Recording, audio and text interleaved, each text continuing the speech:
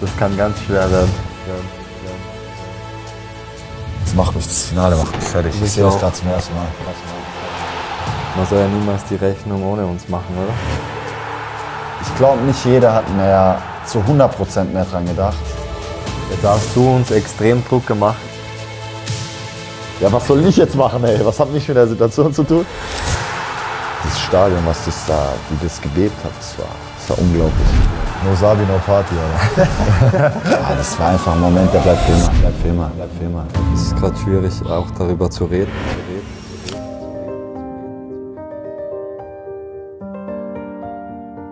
Ja, es ist leider schlechte Erinnerungen für mich, falls du dich erinnern kannst. Ich bin, glaube ich, nach 10 Minuten oder so raus, hat mir einen Faserriss geholt im Adduktor.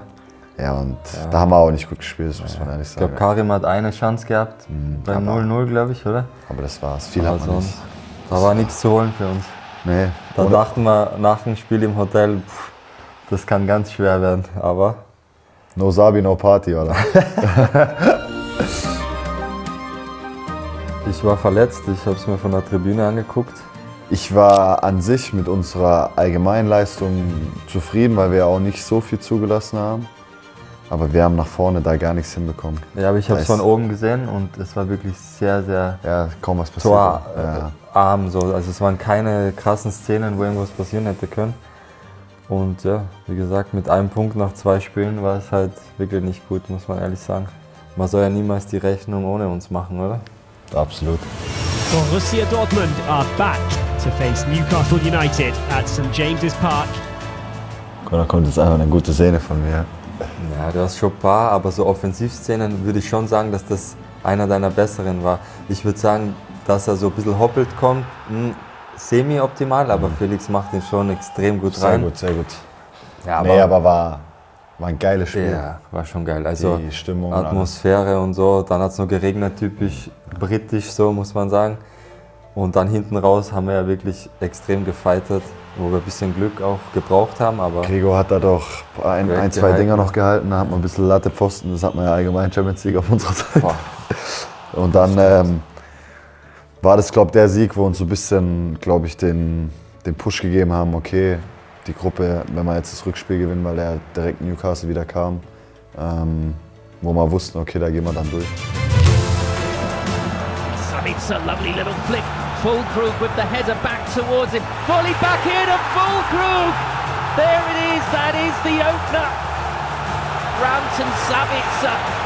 It's 2-1, Brandt takes it on and that's the second goal. That's the cushion they've been looking for, BVB. Ja, auf jeden Fall, dass wir das auch nicht unerwähnt lassen. Zu Hause in Newcastle hat es auch gebrannt, war ein geiles Spiel, ging hin und her. Aber das war so ein Grundstein, glaube ich, dass wir mit richtig Selbstvertrauen auch da gegen Milan ins Spiel reingegangen sind, weil, also klar, AC Milan, San Siro ist ja schon auch ein Brett, wenn du da auswärts hinfährst und du stehst so ein bisschen mit dem Rücken zur Wand, aber da waren wir durch, ne, nach dem Spiel, oder? Da waren wir durch schon, genau. Ja. Und was man nicht unerwähnt lassen muss, in Mailand hat der Mats brutal gespielt. Ja, der war krass. Da in Mailand, also das habe ich selber. Aber da habe ich auch so ein Highlight-Video von ihm gesehen, mit Grätschen und so Tacklings, das war geisteskrank. Das war allein, der hatte glaube ich 6, 7 Grätschen, das war... Ja, aber krass, wirklich, also hat er wirklich ein starkes Spiel gemacht. Da saß ich dann in der 85. auf der Bank, wo ich raus bin und habe so zu unserem Co-Trainer damals gesagt, also das, was der Mats heute spielt, war Wahnsinn, das war unglaublich. Ja, der wurde ja auch, glaube ich, Man of the Match, oder? Ja. Und es ging ja trotzdem 3-1 aus. Das also ist jetzt nicht so üblich. Ja. Also da kann man schon aber von verdient sprechen, muss man sagen. Hat er echt gut gemacht. Stimmt, da war ja noch was.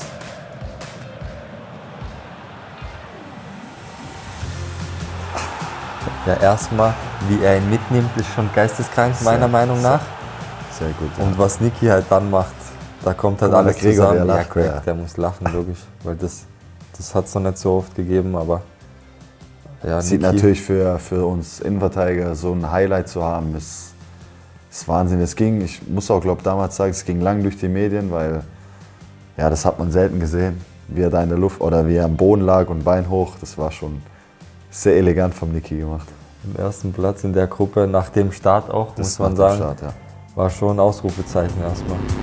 The UEFA Champions League is back on the agenda tonight. Tonight's task in the first leg of this round of 16 encounter with PSV Eindhoven of the Netherlands. and it's in! Donyell Malen, Hummels going in, penalty given.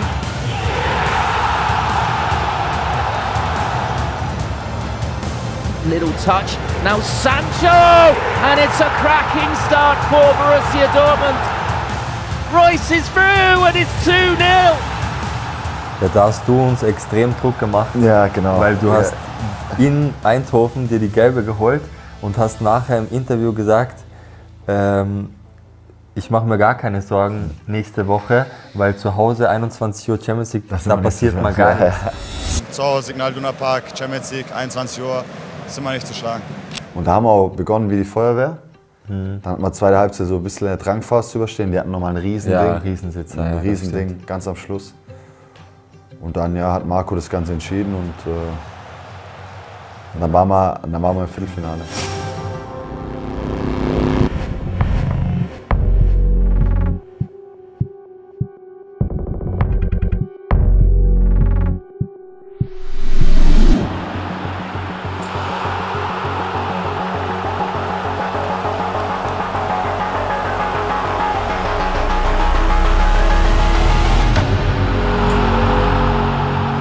Da war erste Halbzeit, ist der Zug mal vorbeigedüst, ne, muss man sagen. Also da hat es echt erstmal gebrannt und also wir haben uns angeguckt und dachten sich, hey, was geht denn hier nicht ab? Also ich habe auch schon echt jetzt ein paar Spiele so, und Sabi sowieso, der ist ja schon länger Profi, ich hatte auch schon ein paar Spiele, aber das, was wir da in den ersten 25 Minuten abbekommen haben, das war unmenschlich. Dann klar haben wir den in die Karten gespielt, macht er hier einen Fehler, genau, und dann, ich glaube, ich habe da 3 Bälle in Zeiten ausgehauen. Ich habe danach im Spiel meinen Vater gesehen, der hat gesagt, was war denn das, mein Sohn? Das war ein Betriebsausflug, hat er gesagt. Weil ich war völlig überfordert mit der ganzen Situation. Die erste Halbzeit war brutal. Und dann sind wir eigentlich aus der Halbzeit raus. Dann hatten sie nochmal ein Riesending, wo der Gregor hält. Ja, und dann so über die Zeit wurde es ein bisschen besser. Ja gut, hinten raus mit Glück machen wir das 2-2. Genau, mit Glück machen wir es 2-2 für Jule. Aber das 2-1 halt, sogar nach dem Spiel, finde ich, im Hotel, haben wir so gewusst, ey, okay, so ein 2-1 musst du hier mitnehmen. Wir regeln das schon im Rückspiel, oder? Ja, war das ja, 100%. Die Stimmung? Ich weiß noch, dass wir da oben waren auf der Rooftop-Bar nach dem Spiel abends. Da saßen viele Jungs zusammen. Und dann wussten wir, okay, da geht was. Vor allem, du hast es auch bei den Gesichtern von den Atletico-Spielern gemerkt, die waren selber unzufrieden, dass sie nur mit einem Tor gewonnen haben, weil die erste Halbzeit war einfach so einseitig, das war unfassbar. Und der Sepp hat, das muss man auch sagen, der Sepp kam rein, der hat da auch nicht mehr viel gespielt zu der Zeit und hat ein extrem wichtiges Tor geschossen, aber auch nicht so ein leichtes aus der Drehung. Ja, war stark. Das war hat uns extrem ins Spiel zurückgebracht. Oder auf Strecke von den 2 Spielen, weil wenn du jetzt mit einem 2-0 da ins zweite Spiel gehst, ist halt ganz was anderes, als wenn du weißt, ein Tor ist schon mal machbar bei uns zu Hause und dann schauen wir mal, was passiert. Ja, und das sollte ja dann auch so kommen. Ne?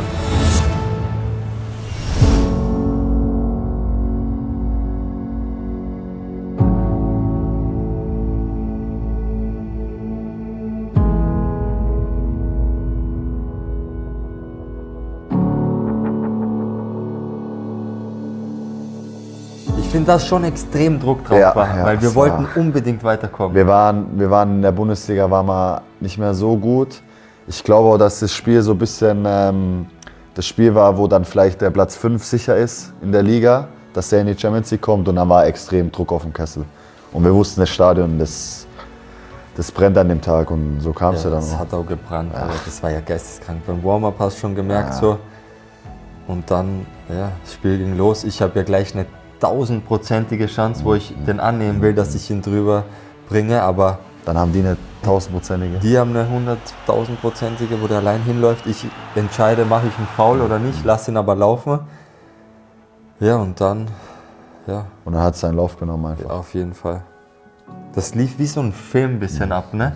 So das Tor da von Ian, der trifft den ja auch perfekt eigentlich, so muss man sagen. Also ich habe jetzt auch, ich habe gerade ja schon gesagt, viele Spiele erlebt, aber das war erste Halbzeit, das war so, die 2 Chancen waren am Anfang, da war ein bisschen Leerlauf und dann kam dieser Doppelschlag und da haben wir uns so ein bisschen in den Rausch gespielt. Ich glaube, danach können wir sogar das 3-0 machen. Und da war schon beim 2-0, da sind wir schon alle an die Eckfahne gerannt, da war eine Stimmung in dem Stadion, das war unfassbar. Ja, eigentlich wussten wir, auch wenn ich in dein Gesicht gerade gucke, so, ey, wir schaffen das. So. Wir sind richtig geil auch darauf, das zu schaffen. So. Und dann gehst du in die Kabine rein und jeder denkt sich, ey, geil, was wir gemacht haben und so, aber wir müssen weitermachen. Und diese Klassiker, Alibi-Sprüche, was man halt so macht, so ersten 10 Minuten kommen und so. Und dann kommst du raus und relativ zügig ist erstmal wie so ein Hammer kam, bam. Und hat so die Stimmung eigentlich gekippt. So, ne? Das 2-1 würde ich ja gern sehen. Der Sabi, der hat ja so einen Tick, dass wenn wir Abwehrspieler einen Fehler machen, dass der dann erstmal. Ja, aber unglaubliche Fehler. Ja, unglaubliche. Die man nicht glauben kann. Dann macht er erstmal so zu uns Abwehrspielern mäßig, was macht ihr? Und beim 2-1 köpft er quer und der Mats macht ins eigene Tor dann, unabsichtlich. Und der Sabi guckt mich an, macht so. Und ich gucke den Sabi nur so an und hab mir gedacht, ja, was soll ich jetzt machen, ey? Was hat mich mit der Situation zu tun? Hab dann so gemacht. Hier, frag den. Sabi hat ein bisschen Hilfe in meinem Gesicht. Ja, ich konnte es nicht fassen, was da passiert ist. So. Weil das, ja, wie sie ja dann herausgestellt hat, es hat es schon zum Kippen gebracht, so ein scheiß Eigentor. Ja. Also der Ball von Griezmann erstmal, der ist top. Ja klar, aber dann ist ja Ping-Pong vom Feinsten.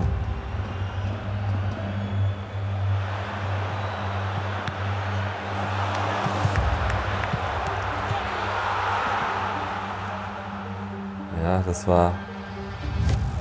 Ich muss sagen, ich hatte einen kurzen Augenblick nach dem 2-2. Ich habe in die Gesichter geschaut von der Mannschaft und es war so... Ich glaube, nicht jeder hat mehr zu 100% mehr dran gedacht.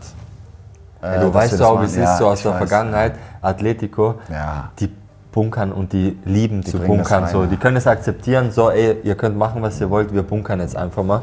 Und dass du da nochmal so einen Dreher machst, das war erstmal... Und ich glaube, es war im Spiel dann so erstmal 10 Minuten, wo ein bisschen, man wusste nicht, in welche Richtung das geht, wie kriegen wir das hin. Und dann kam ja Fülle sein Tor, glaube ich, oder? Das war 3-2 dann, oder? 3-2, ja. Ja gut, 3-2 war ja auch krank eigentlich, weil es war ja keiner in der Mitte, außer der Fülle. Und ich flanke mit dem linken rein und der kommt genau dorthin, wo er hochsteigt. Und gut, Fülle mit Kopf ist halt schon eine Bank auch, muss man sagen. Und ich glaube, also ich kenne jetzt Fülle auch schon lang, das war mit das technisch hochwertigste Tor, weil der Kopfball ist unfassbar gut gesetzt. Dann auch wieder reinfliegt. Genau, dann so. Ja. War schon krass. Dann hat Stadion, hast gemerkt, es hat gebrannt. Und dann, ja, hat der Sabi halt seinen.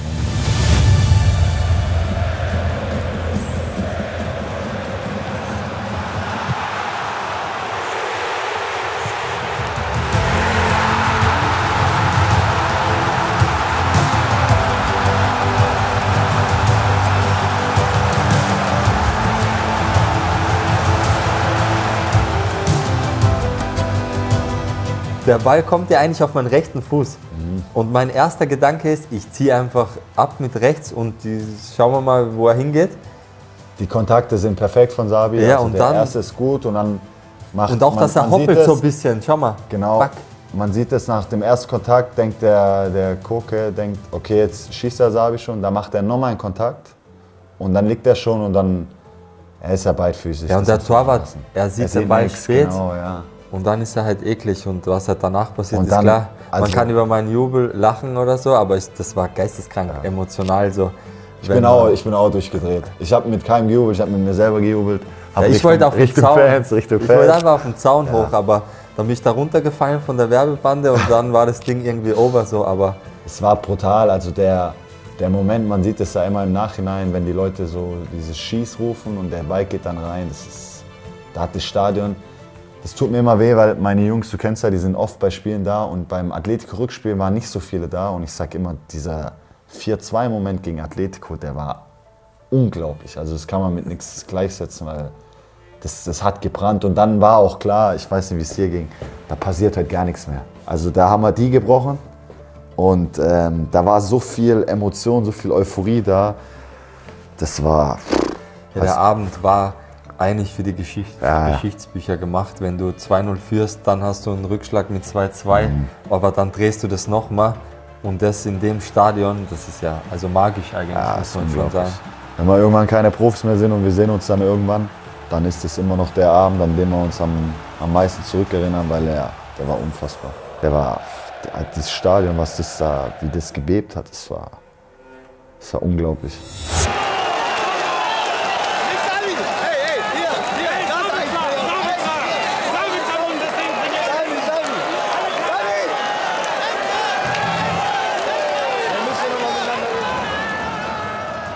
Jeder hat irgendwie damit gerechnet, dass ich das jetzt da abhole mit einem Tor, 2 Vorlagen und ja, wie man auch sehen kann. Das ist eigentlich Wahnsinn. Als der Jule, der hat, ne? Der wollte mir, glaube ich, sogar selber geben. Genau, der wollte das Ding selber geben. Der Jule hat auch ein Top-Spiel gemacht. Ja, 100%, jeder eigentlich. Ja, aber das kannst du nicht vergleichen. Nee, aber war schon zum Schmunzeln, aber Jule, worüber reden wir? Jule hat auch ein Top-Spiel gemacht, so wie du sagst. Deshalb, aber trotzdem witzig im Nachhinein so.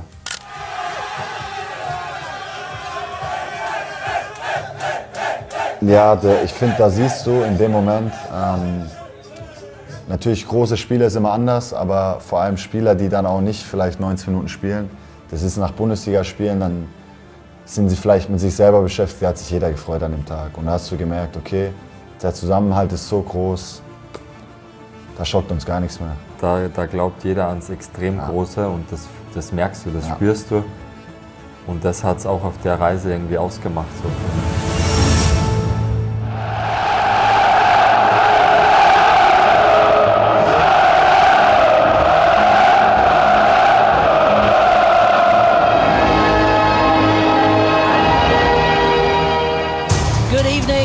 Welcome to UEFA Champions League. We are at the semi-final stage and it's the first leg here at Signal Iduna Park for Borussia Dortmund up against PSG.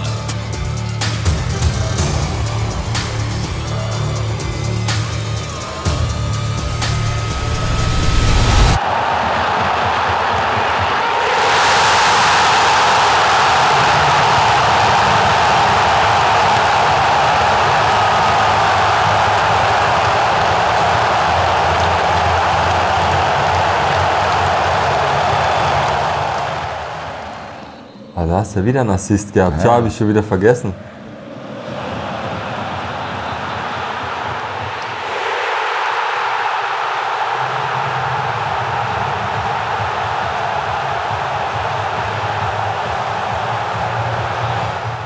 Das war einer meiner besten Pässe, glaube ich, in der Karriere. Der war. Soll ich dir mal ehrlich was sagen? Ja, ich weiß, war erst sauer, dass du nicht mich anspielst, weil ich kam auf rote Zone und dann dachte ich so, boah, jetzt schlägt er den Ball lang. Und dann sehe ich Fülle und denke so, ja okay, der ist fix abseits. Kann man das nochmal zurück machen und stoppen, wo der Ball sozusagen über Savi fliegt? Weil ich drehe ab und habe den Blick nach oben und der Savi war da auch vor der Kette und ich wollte auch erst Savi anspielen, da sieht man das. Und im letzten Moment habe ich gesehen, okay, der Ball würde vielleicht nicht viel Sinn machen. Ich schlage ihn jetzt hinter der Kette, weil der Fülle da, also der Fülle macht viel mit seinen Händen, das weiß er ja. Aber da hat er angezeigt, er ist frei. Ja, und man muss ja auch sagen, was der Fülle aus dem Ball macht, ist ja auch. Ja, ne, der Touch ist perfekt. Ich schwöre, der kann nicht besser sein. Ja. Weil schau mal, er ist sauber, er macht noch Schritte, er guckt noch, wo der Gegner ist und linke Fuß war auch eigentlich guter Abschluss von ihm, muss man sagen. Er berührt nicht den Boden, der war perfekt. Ja, war top. Ich habe viele Bilder bekommen aus der Stadt, weil da viele Leute von mir da waren. Da waren ja die Fans on fire, ne? Da gab es diesen Fanmarsch, da waren alle in Gelb da und das Stadion, das hat da gebrannt, das war unglaublich. Aber für mich auch sehr entscheidend, du bist Innenverteidiger und du bist klar, Mann. Ich muss doch mein eigenes Vierte beim Jubel. Ja, ich muss doch, wenn ich eine Vorlage mache, muss ich doch als erstes da sein. Ja, ist schon krass, da sieht man aber, was das für dich auch bedeutet hat. Ja, aber freut mich, weißt du, wenn du auf dem Niveau solche Erlebnisse hast, das ist ja was Schönes. Aber der Jule, der hat mich angeschaut, als ob ich sein Papa wäre. Ne? Er so, Papa, du bist da, hier, komm her, darfst du mit, Jule. Ich war auch da, aber ich bin verdeckt. Ja. Ich sehe nur meine Schuhe, die von 2014 oder so. Witzigerweise, der Sabi, ne, der hat den ein ganzes Jahr lang, oder was, ganze Jahr, immer die gleichen Schuhe angehabt und die waren wirklich, die waren hier an der Seite, die waren überall kaputt. Hinten Löcher, seitlich, überall. Aber das hat er durchgezogen, weil du hast natürlich als Fußballer auch ein paar Aberglauben. Aber weißt du, was ich bereue bis auf Lebenszeit, dass ich vor dem Finale die Schuhe gewechselt habe, aber es ging nicht mehr. Die waren kaputt. Du hast mich jeden Tag angeguckt und hast gesagt, ey, willst du nicht mal Schuhe wechseln? Ich sage, nee, ich bleibe bei den Schuhen, weil du weißt selber. Und dann waren die so kaputt und ich musste wechseln. Und dann habe ich andere Schuhe angezogen.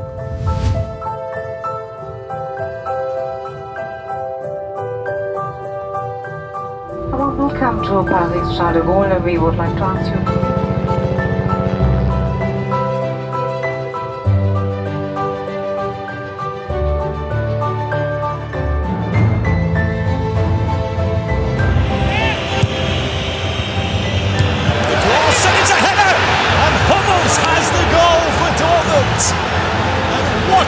decisive moment. Mats Hummels. And there is the final whistle. Dortmund are in the Champions League final.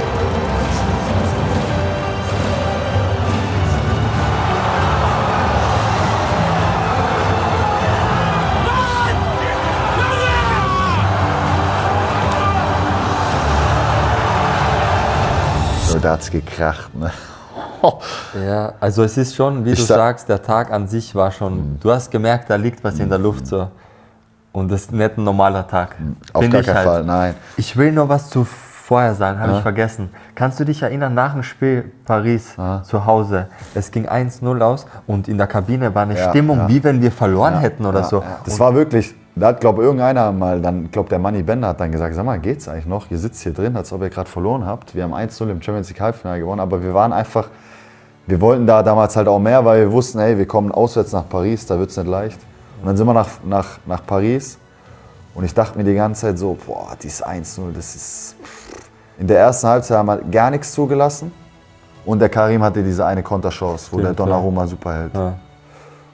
Und dann in der zweiten Halbzeit kam das 1-0 von Mats und da war dann, Junge, da ging mir so die Büchse, ne? Das war geisteskrank. Ja, irgendwie für mich war, wo das Tor passiert von Mats, war für mich irgendwie, wir haben es geschafft. Ja, ich weiß nicht, warum, aber irgendwas hat mir das so ein Gefühl gegeben, ey, jetzt haben wir es wirklich geschafft. So. Aber was halt danach noch kam mit Latte, Pfosten, also ich sag, Ahnung was alles. Ich weiß nicht, wie es dir ging, diese halbe Stunde da. Die hat sich angefühlt wie 2 Tage. Das war geisteskrank. Da kam ein Angriff nach dem anderen. Der Riasson hat die ganze Zeit gegen den Barcola, der Ian gegen Dembélé. Dann wollten wir mal Zeit von der Uhr nehmen mit einer Rudelbildung und das ging gar nicht. Ich habe da jede Minute auf die Uhr geschaut und dachte, okay, wir sind zwar 2 Tore vorne, aber ich wollte einfach nicht dieses eine Tor kassieren, weil ich dann wusste... Weil du wusstest, oder haben wir im Nachhinein ein paar Mal geredet, wenn der eine Schuss da von Vitinha, glaube ich, war das, wenn der reingeht in der 90. glaube ich, war das, dann kann es auch noch brennen und vielleicht passiert was und dann gehst du da in die Verlängerung, obwohl du gefühlt schon im Finale warst. So. Und deshalb die Bilder, die man da sieht, da siehst du es einfach, was da abgefallen ist, was für eine Erleichterung und welche Freude. Und also das sind jetzt ein paar Bilder, aber was in der Kabine noch war und mit den Fans und so, das ist ja... Also ich wollte gar nicht runter von dieser Fernsehbox, was da stand. Die haben uns die ganze Zeit runtergezerrt und wollten, dass wir gehen, weil die sagen, ey, da ist die Technik drin oder was weiß ich was. Aber wir sind da nicht runtergegangen. Wir sind halt zu den Fans gelaufen. Das war...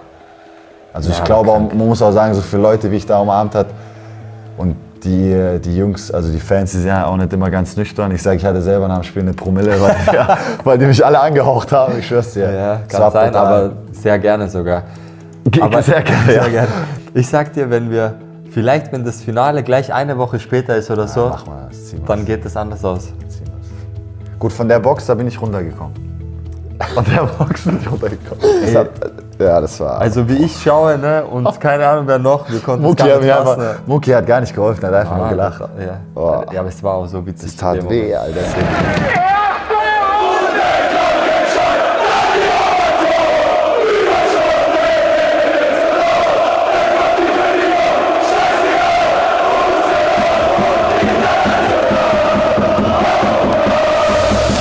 Ja, oder Marco sein Megafon-Auftritt war schon sehr speziell, Marco, sehr besonders auf jeden Fall. Das Lied natürlich, das hat sich dann eingebrannt bei uns über die ganze Champions League-Saison.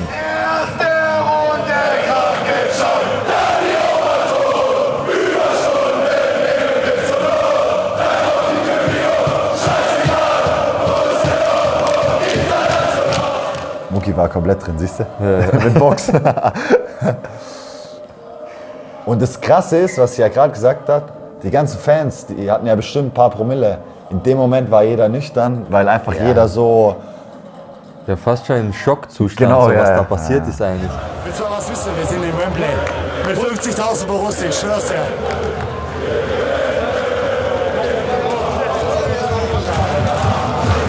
Da haben wir wirklich dran geglaubt, so richtig, gell? So jetzt. Ich war mir auch sicher, wir ziehen das. Ja, ich auch. Ich schwöre, ich auch.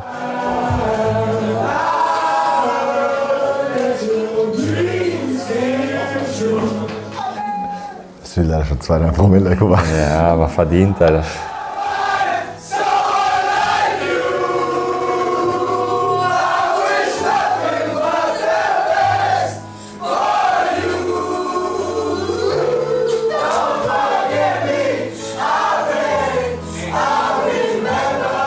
Man muss ja sagen, so Leute von außen, die finden sowas nicht emotional, aber in dem Moment so, das ist in der Kabine, das ist ein Moment, den vergisst du einfach nicht. Und ja, wie lange waren wir in der Kabine ja, und im Stadion, wie oft sind wir rausgelaufen? Man muss ja auch sagen, die besten Bilder von der Kabine haben sie auch nicht gezeigt. Ja, da war es schon sehr, sehr witzig. Und war der Tisch sehr feucht, sehr feucht und da konnte man auch ein bisschen rutschen. Ja, aber war schon geil, Mann. Da hat jeder einfach laufen lassen, so, ne? Guck mal, der Kiel, der hat davor noch Abi geschrieben. Das weiß ich noch, ist er nach Paris. Interessanter Tag heute. Du bist ein bisschen später gekommen, ne? Boah, aber das heute Morgen konnte ich nicht so genießen wie das jetzt hier.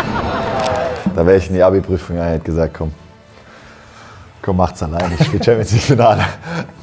Juju war da war Juju ja lang verletzt. Guck mal, Matej. Und Matej war ja auch, der war ja ewig lang nicht im Kader. Oder war oft verletzt und du siehst auch bei den Leuten, die nicht gespielt haben, das war einfach ein Moment, der bleibt für immer.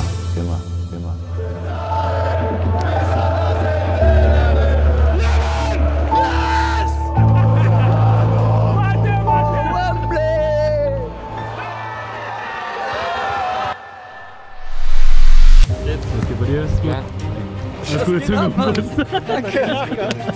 Hallo? Alles klar? Bam, hier.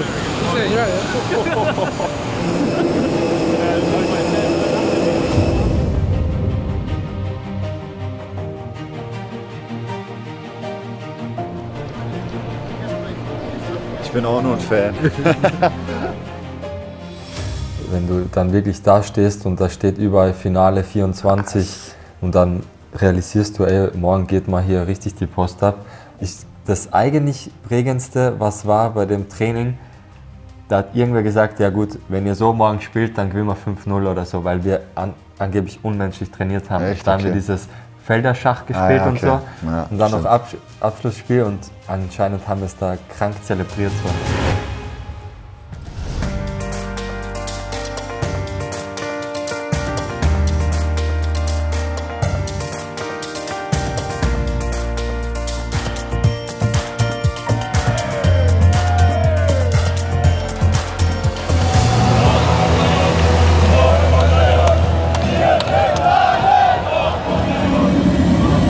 The 2024 Champions League final. It is here, it is now, and it comes to you from the iconic Wembley Stadium.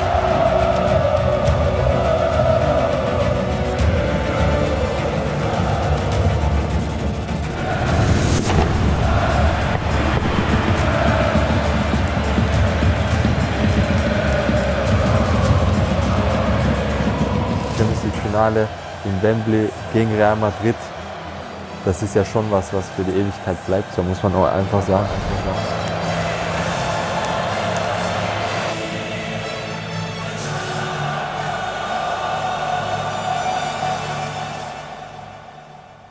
Das macht mich fast schon fertig, das Finale. Ja, mich auch. Das ist. Ich weiß nicht, ob ich es überhaupt nochmal angeschaut habe.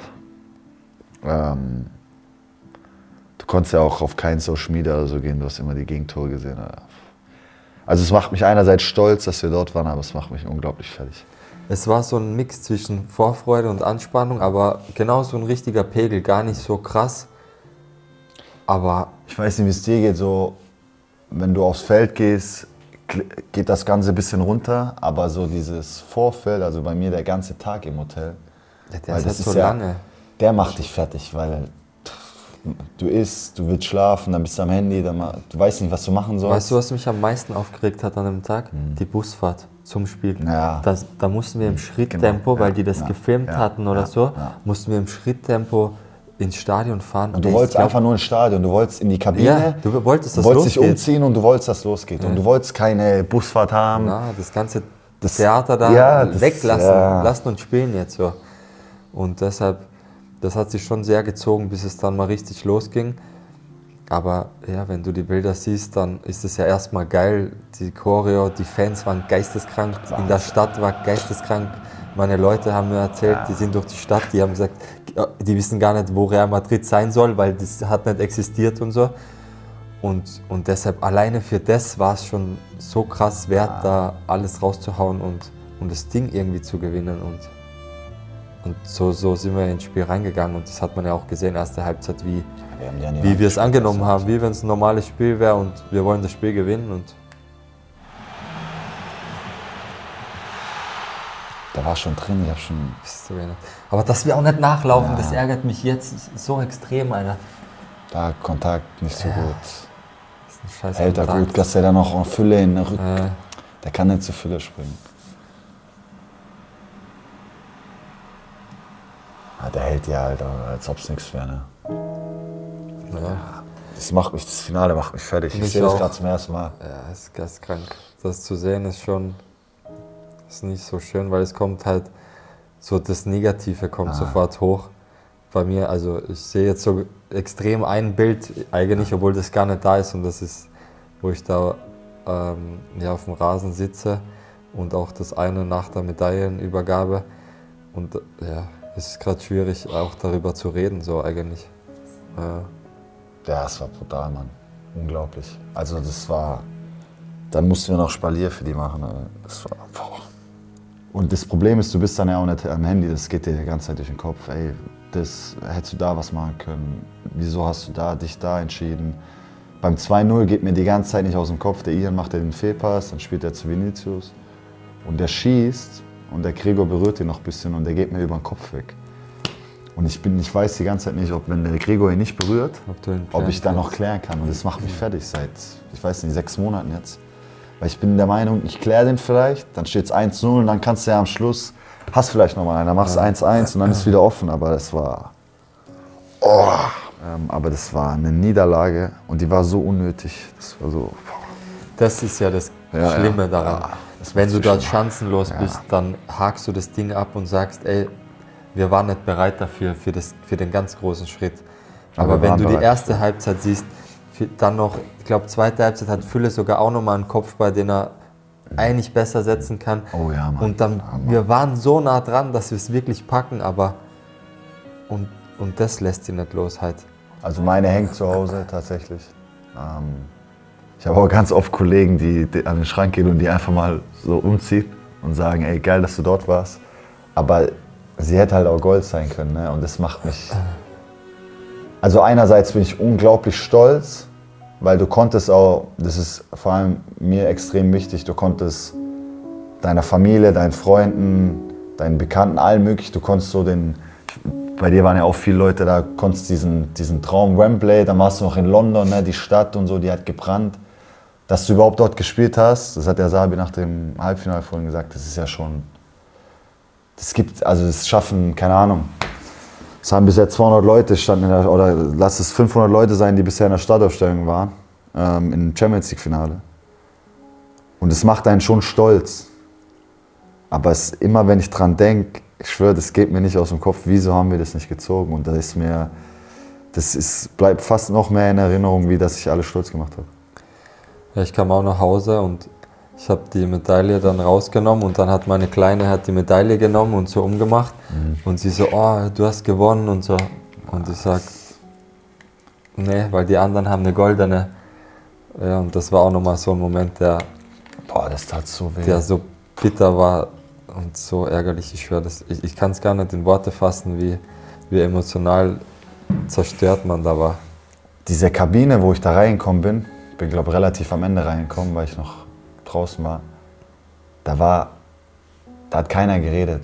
Jeder war eigentlich nur mit sich selber beschäftigt. Es hat auch keiner irgendjemanden Vorwurf gemacht oder so. Ich kann nicht mitreden, weil ich war beim Doping. Okay. Und deshalb, das ist so ein bisschen was mir fehlt, dass ich da nochmal die Gesichter und so das Zwischenmenschliche erlebt hätte, weil das macht ja schon auch was aus, auch wenn es ein bitterer Moment ist. Und du siehst ja dann auch, also du siehst die Jungs heulen, du siehst deine Familie heulen, du bist selber total niedergeschlagen. Ich war, glaube ich, auch 10 Minuten auf der Toilette ohne Handy. Hab Kopf geschüttelt und wusste gar nicht, was hier abgeht, weil das alles so surreal war. Weil ich war mir so sicher, wir ziehen das. Ja. Tut weh, wenn man es jetzt wieder sieht. Wenn man es nicht immer vor Augen geführt bekommt, dann ist das ein bisschen weiter hinten, weil es so schnell geht im Fußball. Aber wenn du es jetzt so auf Bildern wieder siehst und darüber sprichst und auch so Details ans Licht kommen, die jetzt die Öffentlichkeit vielleicht nicht so gesehen haben oder mitbekommen haben, das nimmt einen schon wieder mit. Ja. Merke ich auf jeden Fall gerade bei mir.